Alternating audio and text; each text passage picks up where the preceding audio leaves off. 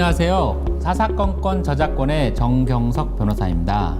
세상에 완벽하게 새로운 것은 없다, 이런 말을 들어보셨죠? 즉, 어떤 창작자라도 이전에 있었던 작품들에서 영감이나 영향을 받고 이를 바탕으로 해서 새로운 창작물을 만들어낸다는 말입니다. 생각해보면 맞는 말인 것 같죠?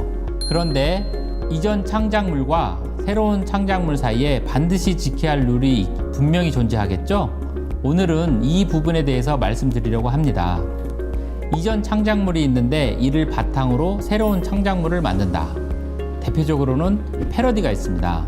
인터넷상에는 홍보 포스터, 정치인이나 연예인 풍자 이미지, 그리고 영화나 드라마 저작물을 이용한 패러디물을 흔히 볼 수 있습니다. 그런데 이런 패러디물은 저작권법상 문제가 되지는 않는 걸까요?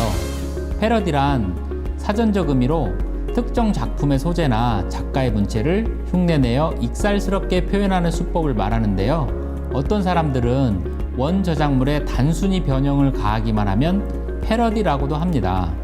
원칙적으로 타인의 저작물을 복제하거나 변형하기 위해선 저작권자의 허락이 필요하죠. 그런데 우리 저작권법은 일정한 경우에 저작권자의 허락 없이도 저작물을 이용할 수 있는 저작재산권 제한 규정을 두고 있습니다. 즉, 저작물의 통상적인 이용 방법과 충돌하지 아니하고 저작자의 정당한 이익을 부당하게 해치지 아니하는 경우 저작물을 이용할 수 있도록 한 건데요.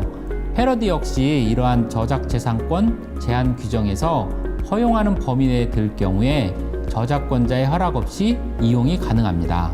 또 원 저작물을 비평하거나 풍자할 목적으로 패러디하는 것은 공정한 이용으로 인정될 수 있다고 했어요. 그런데 원 저작물을 이용하는 패러디의 목적이 단지 희화화하거나 흥미를 유발하기 위한 목적으로 하는 것이라면 이를 인정받기가 어렵습니다. 따라서 특정 영화 포스터나 드라마의 한 장면을 자신이 의도한 상황에 맞도록 제목이나 문구를 수정하고 주인공의 얼굴을 바꾸어 원작 자체를 비평, 풍자하기보다는 특정 정치인이나 사회 현실을 비판하기 위한 목적인 경우에는 저작권법상 허용되는 패러디라고 보기 어렵습니다. 이는 저작권법상의 동일성 유지권, 복제권, 2차적 저작물 작성권 등을 침해하는 것이죠. 그리고 단순히 흥미를 유발하거나 원 저작물을 연상시켜서 관심을 끌기 위한 패러디는 모방에 불과한 행위라고 간주하고 있습니다. 원 저작물의 유명세를 이용하는 경우를 소위 매개 패러디라고 부르는데 이는 공정이용으로 인정받기 어렵습니다. 법원에서 패러디 항변을 받아들인 사례는 좀처럼 찾아보기 힘들다는 사실.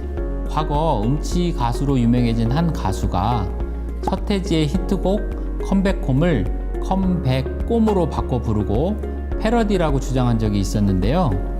법원은 원곡에 대한 비평적 내용을 부과하여 새로운 가치를 창출한 것으로는 보이지 않고 원곡에 대한 사회적 가치의 저하나 잠재적 수요의 하락이 전혀 없다고는 보기 어렵다라며 패러디 항변을 받아들이지 않았습니다. 그리고 원 저작물을 바탕으로 새로운 저작물을 만드는 부분에서 표절이라는 문제가 있습니다. 우리는 종종 표절 시비에 대한 뉴스를 접하는데요. 판례에서는 표절을 타인의 저작물을 마치 자신이 창작한 것처럼 전용하는 행위라고 정의하고 있습니다. 한마디로 표절은 타인의 저작물을 마치 자신이 창작한 것처럼 속였다는 도덕적 비난을 강하게 내포하고 있습니다. 그렇다면 표절은 무조건 저작권을 침해하는 것일까? 저작권을 침해하는 것은 침해 저작물이 원 저작물을 바탕으로 창작했다는 것이 인정될 경우와 두 저작물의 창작적인 표현이 동일하거나 실질적으로 유사한지 아닌지를 봐서 판단하게 됩니다. 그런데 이 두 가지 요소가 다 충족되었더라도 저작권법 위반에 해당하지 않는 경우도 있습니다. 자, 우리가 모두 아는 아주 유명한 그림 모나리자입니다. 이 그림을 모방해서 똑같이 그린 후에 자신이 창작한 그림이라고 말한다면 이것은 분명 표절행위죠. 하지만 저작권법에는 저촉되지 않습니다. 왜냐? 작품 모나리자는 이미 저작권 보호 기간이 끝난 만료 저작물이기 때문입니다. 하지만 저작권법에 위반되지 않는다고 해서 정말 모든 게 괜찮다고 생각하시는 분은 없겠죠? 같은 듯 다른 표절과 저작권 침해, 헷갈리시는 분들도 계실 것 같아서 정리해 봤습니다. 오늘은 이전 창작물을 통해 새로운 창작물을 만들어내는 패러디, 그리고 표절에 대한 저작권을 알아봤는데요. 여러분의 저작권 생활에 조금이나마 도움이 되기를 바랍니다. 그럼 저는 다음 시간에 더 유익한 저작권 이야기로 찾아뵐게요. 여러분 안녕.